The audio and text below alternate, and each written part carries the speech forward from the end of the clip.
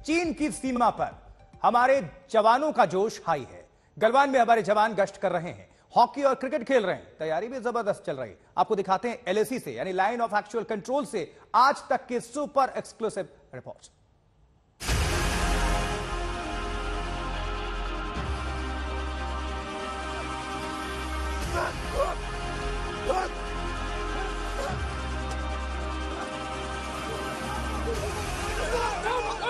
आपने गलवान की ऐसी तस्वीरें पहले कभी नहीं देखी होगी।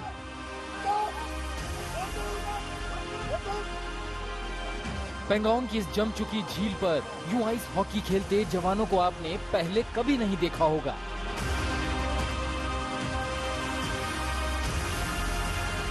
इस झील पर सेना के जवानों के क्रिकेट खेलते ऐसी तस्वीरें भी आपने पहली बार ही देखी होंगी।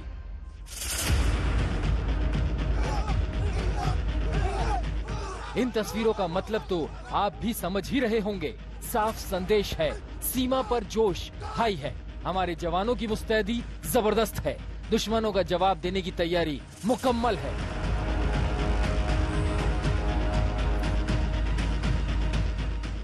चीन की आंखों में आंखें डालकर जवाब देने की कैसी तैयारी हो रही है, इसका जायजा हमारे संवाददाता जितेंद्र बहादुर सिंह ने लिया।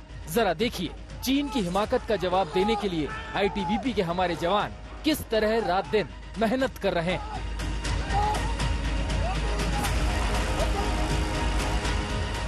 आईटीबीपी के जवान लद्दाख में चीन को सबक सिखाने वाली अनआर्म्ड कॉम्बैट की कठिन ट्रेनिंग ले रहे हैं। इजराइल सेना जिस मार्शल आर्ट की ट्रेनिंग अपने कमांडो को देती है, वही ट्रेनिंग लद्दाख में आईटीबीपी के जवानों को दी जा रही है।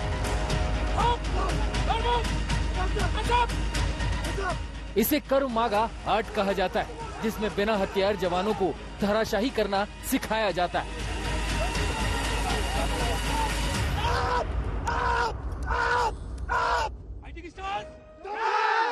आईटीबीपी के जवान इस समय भारत चीन सरहद पर तैनात हैं और वो दुश्मन से निपटने के लिए अनआर्म्ड कॉम्बैट की ट्रेनिंग ले रहे हैं। मैं इस वक्त लद्दाख में मौजूद हूं और आपको दिखाना चाहेंगे कि यहाँ इजरायली तकनीक का इस्तेमाल आईटीबीपी के जवान कर रहे हैं, जिसको कि क्रॉ मागा बोलते हैं। दरअसल ये लोग जब बॉर्डर पर तैनात होते हैं तो उस दौरान जब दुश्मन की तरफ से किसी भी तरीके की कार्रवाई की जाती है तो उसका जवाब बिना हथियारों के ये जवान देते हैं।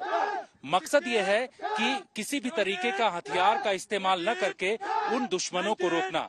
दरअसल गलवान के बाद इस तरीके की तकनीक का इस्तेमाल लगातार आईटीबीपी अलग अलग जगहों पर कर रही है और इसका सीधा मकसद ये है कि दुश्मन को जवाब देना। आज तक संवाददाता ने यह भी दिखाया कि कैसे हाई एल्टीट्यूड पर जवान ऑक्सीजन की दिक्कत से जूझते हैं।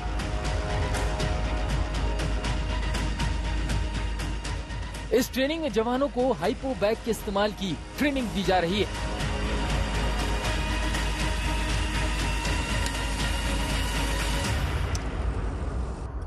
मैं इस वक्त लद्दाख में मौजूद हूं और यहाँ पर आपको वो स्थिति दिखाना चाहेंगे कि किस तरीके से एक जवान जो कि 17 से 18,000 फीट की ऊंचाई पर मौजूद था, इस जवान को हाई एल्टीट्यूड पल्मोनरी एडिमा हुआ है, यानी कि सांस लेने में तकलीफ है क्योंकि यहाँ पर ऑक्सीजन लेवल काफी कम है। इस वजह से इस जवान को रेस्क्यू किया जा रहा है। आईटीबीपी के पास इस समय नई तरीके की तकनीक है और इस तकनीक का इस्तेमाल कर जवानों को वहां पर अगर किसी भी तरीके की दिक्कत होती है तो उसके लिए बचाया जाता है। ये बैग जो आप दिखाई आपको पड़ रहा है, इसे हापो बैग बोलते हैं, यानी हाई एल्टीट्यूड पल्मोनरी एडिमा ये बैग होता है। इस बैग की खासियत यह है कि सांस लेने में जो तकलीफ उस दौरान इनको हो रही थी, वह इसको हाई एल्टीट्यूड से सीधे नीचे 6,000 फीट की हाइट पर ले आएगा और इस बैग के अंदर इस तरीके की तकनीक पाई जाती है जिसके जरिए इस जवान को बचाया जा रहा है।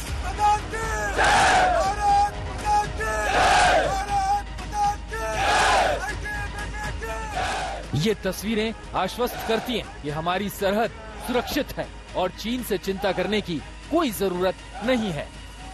जितेंद्र बहादुर सिंह, लद्दाख आज तक।